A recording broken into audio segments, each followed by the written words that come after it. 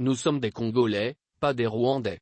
S'il y a un cessez-le-feu, cela ne peut être qu'entre nous et le gouvernement congolais. Ces propos ont été tenus par le porte-parole du mouvement rebelle M23, Willy Ngoma, auprès de l'AFP, à la suite de la décision de l'arrêt des hostilités, annoncée le mercredi 6 juillet, à l'issue d'un mini-sommet organisé à Luanda entre les présidents de la RDC, Félix Tshisekedi, son homologue rwandais, Paul Kagame, ainsi que le président angolais João Lourenço.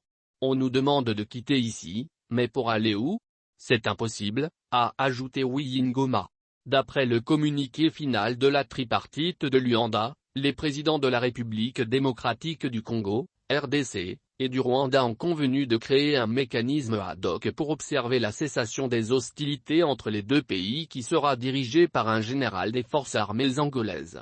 L'annonce a été faite par le président angolais João Lourenço, médiateur de cette rencontre. Ce dernier a également déclaré que les deux gouvernements allaient réactiver leur commission mixte bilatérale et que la première réunion aura lieu le 12 décembre à Luanda, capitale de l'Angola. En mars de cette année, Kinshasa a accusé le gouvernement rwandais d'envoyer des forces spéciales sur le territoire congolais en soutien aux rebelles du M23.